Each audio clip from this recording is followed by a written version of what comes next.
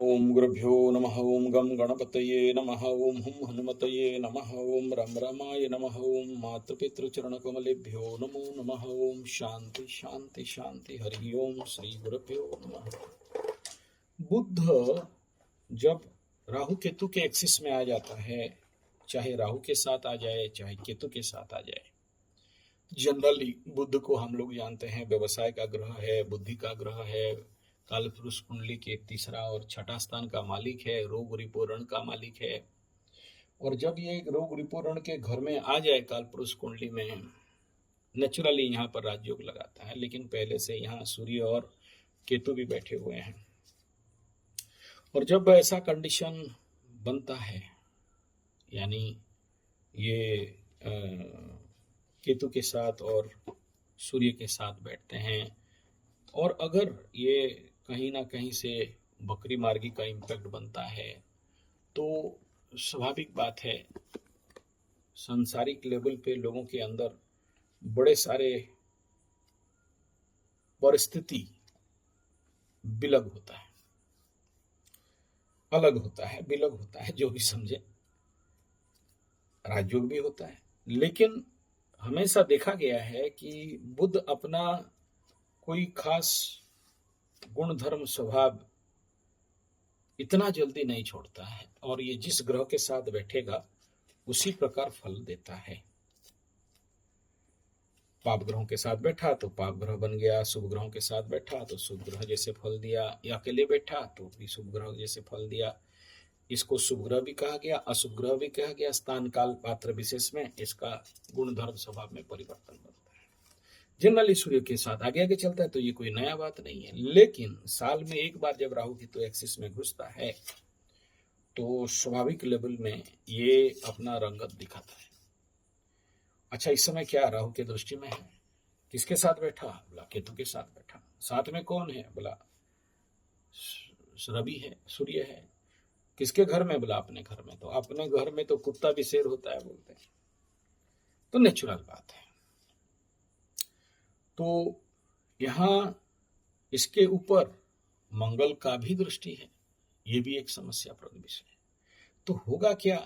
अब तक जो हम लोग बोल रहे थे कि एक्सीडेंटल इंपैक्ट योग दिखा रहा है, लेकिन कम लेवल में था। अब बुध के ऊपर जब इसका दृष्टि बनता है, मंगल का, राहु का और केतु के साथ बैठा, और ऐसे तो जनरली कुजबत केतु कहा गया। अब बुध जनरली मैं जिस भी जगह में देखता हूं, गोचर में या कुंडली में, तो ये बड़ा बूस्टर होता है, प्रोएक्टिव काम करवाता है। कभी देखना किसी के कुंडली में अगर बुध द्वितीय स्थान में बैठे और प्रोएक्टिव कंडीशन में बैठे, तो उनका शब्द, उनका बातचीत बड़ा जल्दी जल्दी होता है, तुरतुरिया बात करता है। बोला था नहीं सुना, मतलब क्या? किसी भी चीज को फास्ट कर देता है। बुध ऐसे भी जल्दी जल्दी चलता है, 21 दिन के अंदर एक राशि छोड़ के भाग जाए। नहीं, वो बकरी मार्गी होने से आगे पीछे होता है, वो अलग बात है। लंबा गुजर भी एक जगह में बैठ जाता है, लेकिन बेसिकली यही औसतन 21, 25, 30, बहुत ज्यादा हुआ तो बकरी मार्गी हो गया तो कुछ दिन। सूर्य से 28 डिग्री आगे तक जा सकता है, कभी कभार ऐसे दिखता है। चलो वो क्या होता है छोड़ दीजिए। अभी यहां आया तो जरूर इस समय अपने घर में होने के कारण उत्तम फल का बात करेंगे, लेकिन इस समय यहां बुध का आना और शुक्र अपने घर में, बुध अपने घर में, शनि अपने घर में, बढ़िया हो गया, बहुत बढ़िया हो गया। लेकिन बुध इस कन्या राशि में जब भी आते हैं, तो और अगर स्थिति ठीक है तो बहुत अच्छा फल करते हैं। अब अपने घर में आया तो बिजनेस में वृद्धि होगा, लोगों के अंदर बुद्धि में वृद्धि होगा, लोगों के अंदर एक प्रकार का फॉरनेस एंड परफेक्शंस आएंगे, लोगों के अंदर कई सारे कार्यों को करने में एक मेंटल इंटेलेक्चुअल लेवल पे सपोर्ट मिलेगा। जो चीज़ काम नहीं बन रहा था वो काम बनने लगेगा। जो अनमैनेजमेंट कंडीशन पे था आदमी मैनेजमेंट करने लगेंगे। लोग अपने घर का सामान इधर उधर फेंका हुआ है उसको सजाने लगेंगे। लोगों के अंदर बड़े सारे वाक्चातुर्यों का वृद्धि होगा। बिजनेस में सपोर्टिव कंडीशन होगा। वर्तमान समय में अभी नवरात्र भी आने वाले हैं और ये सारे उसके लिए लोगों के अंदर एक प्रफुल्लता दिखाई देगा। लेकिन बुध जब ऐसे राहु केतु के एक्सिस में आता है तो जड़ बुद्धि भी दे देता है। जड़ता बढ़ने के कारण लोगों के अंदर कई प्रकार के परेशानी का भी सामना करना पड़ता है। ये इसका नेगेटिव इम्पैक्ट है। केत छुड़ाए खेत, और केत जिसके साथ बैठे बुध भी मतलब केत का सपोर्ट लेने लगेगा। सूर्य जैसे उग्र, अब देखिए क्या कंडीशन में, सूर्य अग्निकारक ग्रह, केतु कुजवत केतु तो मंगल जैसे, ये भी एक प्रकार का फायरी है। तीसरा इसके ऊपर मंगल का दृष्टि तो और फायरी हो गया। तत्व को देखते हैं तो जैसे अग्नि तत्व, पृथ्वी तत्व, तो इस तत्व में इसमें घर्षण ज्यादा बढ़ाता है। अब यहाँ एक्सीडेंटल इम्पैक्ट संभव तो बढ़ सकता है आप सबके जीवन में, इसके लिए थोड़ा सा सावधान रहना चाहिए। तीसरा ये है कि बहुत सारे इसका जो भी कारकत्व है वो कहीं ना कहीं अति उग्र करा देगा, यानी बड़े सारे चीज जल्दी जल्दी में होने लगेंगे। जरूर ये जिसके लिए अच्छी जगह में बैठा है उसको तो अच्छा फल देगा ही। जैसे अभी पहला अगर बात करते हैं, मकर का भाग्य भाव में आया है तो आते ही त्रिग्रही योग का अलग अलग फल रहता है। 3 ग्रह अगर ये एक जगह में बैठते हैं, लेकिन ये ना अभी क्या है, इधर मंगल का दृष्टि, इधर राहु का दृष्टि, साथ में केतु, और ये ग्रहणीय मास ग्रह में बैठा, तो काम बड़े सारे बिगड़ते हुए दिख रहे हैं। लेकिन बुध अपना गुणधर्म स्वभाव नहीं छोड़ेगा। तो बुध अगर यहाँ रहता है तो क्या बोलते हैं, कन्या में बुध होने से धर्म प्रियोतिवाग्मी चतुरः श्याल्येख्या काव्यज्ञः विज्ञान शिल्प निरतो मधुरः स्त्रीष्वल्प विद्यश्च ज्येष्ठाः पूज्यः श्रुदा मानी विनयोपचार बादरतः ख्यातो गुणैरुदारः कन्यायां सोमजे बलवान। यहाँ कहता है कि बुद्ध जब यहाँ आते हैं या बुद्ध जब रहते हैं तो लोगों के अंदर धर्म चेतना बढ़ने लगता है, तो प्रवचन वगैरह होगा। अभी हमारे यहाँ भी भागवत प्रवचन शुरू हो गया। आते आते अच्छे जो वक्ता होते हैं उनके लिए बड़ा सपोर्टिव रहता है। चतुर प्रवक्ता, तो जो लोग सरकारी लेवल पे अपना बात रखते हैं, स्पोक्समैन होते हैं, उनके लिए बहुत बढ़िया है। डिप्लोमेटिक लेवल पे बहुत बढ़िया है, उन्नति देता है। तो आप लोग भी अपने जीवन में डिप्लोमेटिक डेवलपमेंट ले सकते हैं। जो लोग राइटर्स हैं उनको बहुत अच्छा लिखने का विचार वगैरह आता है। और जो लोग काव्य रचना, कवि इत्यादि हैं, उनके लिए तो फुल सपोर्ट रहता है। नया ज्ञान उत्पन्न होता है। जहां ना पहुंचे रवि वहां पहुंचे कवि, तो कवित्व तो बढ़ता है। विज्ञान और शिल्प क्षेत्र में बड़े सारे प्रगति और इन्वेंशन दिखाई देंगे और लोगों के अंदर एक दूसरे के साथ मधुर सुंदर व्यवहार का मानसिकता बनता है। लेकिन जड़ता संपन्न रहेगा और जितने भी स्त्री फीमेल्स हैं इनके अंदर एक प्रकार का बल का उन्नत दिखाई देगा। प्लस लोग स्त्रियों के प्रति प्रेम और सद्भाव दिखेंगे। लेकिन केतु के साथ होने के कारण नेगेटिव रिजल्ट भी हो सकता है और बुरा संवाद भी सुनने का संभावना है। और जब जब शुक्र बुध पीछे और शुक्र आगे, तो नारियों को कंट्रोल में रखता है, ये ठीक है। लेकिन बुध जब पीड़ित हो रहा होगा, पाप ग्रह जैसे बनता होगा, तो संसार में क्या होगा, पाप वृद्धि में वर्धन होगा। और साथ में इस समय जितने भी लोग हैं वो लोग कहीं ना कहीं गलत निर्णय लेने का संभावना रहता है। गलत इंसिडेंट घटाने का संभावना रहता है और तर्क ज्यादा होता है।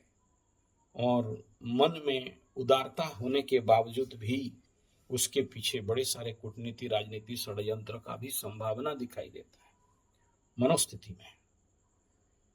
तो ये कन्या राशि का बुध का परिणाम, साथ में केतु और सूर्य का परिणाम। और यहाँ जो कन्या राशि में 3 नक्षत्र होते हैं, उत्तर फाल्गुनी, हस्ता, चित्रा, तो इसमें जब बुध का गोचर होता है सबसे पहला उत्तर फाल्गुनी कन्या में, तो नेचुरली लेखक, चित्रकार, वैद्य, ज्योतिषविद, ये लोग बहुत धन कमाते हैं, तो बढ़िया होता है। स्त्रियों का धन रोजगार बढ़ता है, विशिष्ट व्यक्ति के द्वारा लोग जनसंपर्क, पब्लिक रिलेशन में वृद्धि होता है। और बुध हस्ता नक्षत्र में जब गोचर करते हैं और आते हैं तो ड्रामा, डांस, नाटक, नौटंकी वाले, उनका फायदा मिलता है। इंजीनियर्स बड़े सारे अच्छे कार्य करते हैं और उनको मान सम्मान मिलता है, प्रमोशन मिलता है।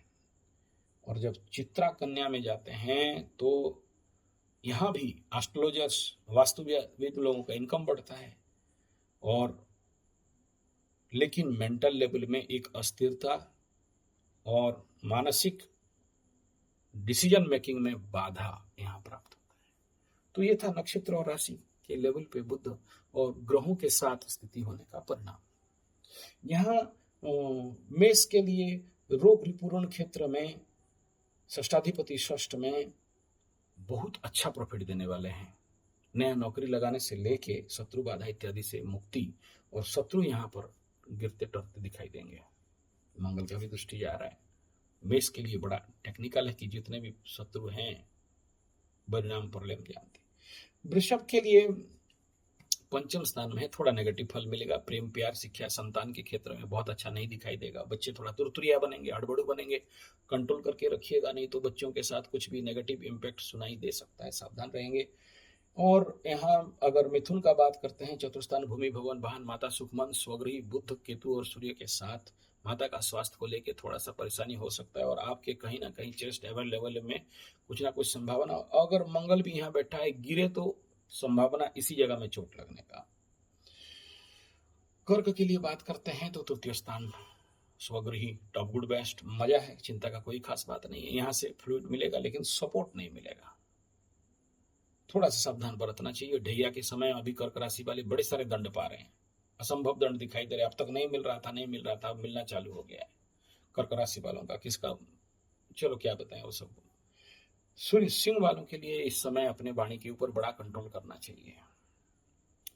धन आते हुए तो दिखाई देगा लेकिन जाते हुए भी दिखाई देगा।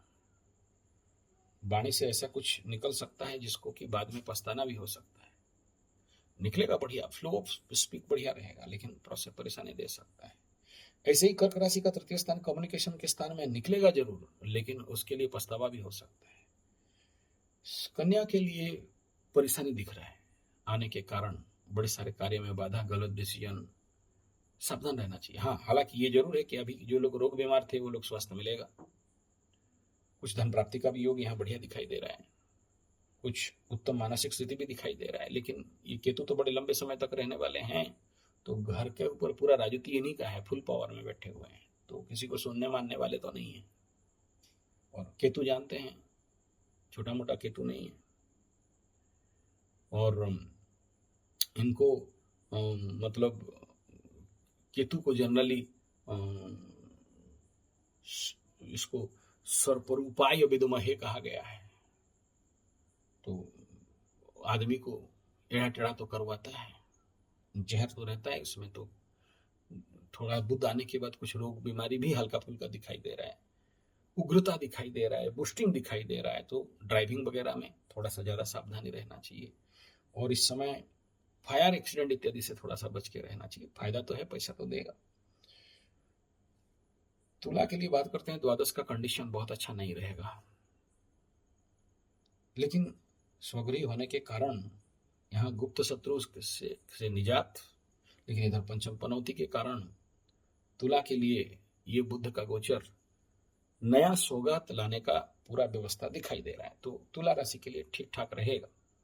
हाँ, जो तुला राशि वालों का थोड़ा सा एक्सीडेंटल इम्पैक्ट दिखाई दे रहा था वो कहीं ना कहीं लाघव होते हुए दिखाई देगा। और कन्या राशि और तुला राशि जो लोग थोड़ा सा परेशान चल रहे थे, संभवतः इनके लिए बहुत अच्छा परिस्थिति यानी सुधार, और रोग वगैरह है या कोई भी घाव वगैरह है, ये हीलिंग होते हुए दिखाई देगा। वृश्चिक के लिए कहने का आवश्यकता नहीं है, मस्त है, गुड है, टॉप है, लाभ दिखाई दे रहा है, लेकिन ढैया के कारण थोड़ा सा बाधक दिखाई देगा, लेकिन बढ़िया दिखाई देगा। धनु का बात करते हैं तो इनके लिए भी ये गोचर नया नौकरी लाने का संभावना दिखाई दे रहा है, और कर्म क्षेत्र में जड़ बुद्धिता के कारण थोड़ा सा परेशानी और पछतावा भी दिखाई दे रहा है, लेकिन न्यू अपॉर्चुनिटीज आएंगे, कुछ नेगेटिव लेवल पे आएगा लेकिन आएगा। मकरू के लिए बात करते हैं, भाग्य में भाग्याधिपति साल के बाद आया है, तो भले केतु बैठे भले सूर्य बैठे, केतु यहाँ पर कंट्रोल लाने का कोशिश करेंगे, नया काम, नया अपॉर्चुनिटीज, और अपने को नया ज्ञान फटक से मिल सकता है, जिसके लिए कोई नया स्टेप लाइफ में उठाने का काम कर सकते हैं। कुंभ के लिए अगर बात करते हैं तो अष्टम धन प्राप्ति तो देगा जरूर, लेकिन कई सारे गुप्त धन, गुप्त द्रव्य प्राप्ति का भी योग यहाँ पर है, बैठे बैठे पैसा आने का भी थोड़ा सा योग है, लेकिन शनि का 7.5 पीक पीरियड होने के कारण कहीं ना कहीं बाधिक अवस्था में दिखाई, यानी आता तो रहेगा लेकिन रुक जाएगा। मीन के लिए अगर बात करते हैं तो सप्तम स्थान में जा रहा है, इस समय दाम्पत्य जीवन का खटास कुछ ज्यादा बढ़ सकता है, क्योंकि इस समय मीन राशि के बालों के लिए षष्ठाधिपति सप्तम में, तो दाम्पत्य जीवन में परेशानी। और लेकिन यहाँ एक पॉजिटिव पार्ट यह है कि सप्तमाधिपति सप्तम में अष्टमाधिपति षष्ठाधिपति के साथ विथ केतु, तो इस प्रकार के परेशानियों को यहाँ बूस्टिंग और एक्टिवेट होते हुए दिखाई देगा। तो इस महीना मीन राशि वालों को इस क्षेत्र में थोड़ा सा सावधानी जरूर बरतना चाहिए, लेकिन बिजनेस क्षेत्र में कहीं ना कहीं थोड़ा सा हलचल करा सकता है। तो ये मध्यम फल ही कहा जाएगा, ना बहुत अच्छा ना बहुत बुरा, क्योंकि बुध यहाँ पर पाप ग्रहों के साथ बैठ रहा है, अपना शक्ति बल तो लगाएगा कुछ उत्तम फल दिखाने के लिए, लेकिन वो कोई बहुत पॉजिटिव लेवल पे नहीं दिखेगा। धन्यवाद, नमस्कार।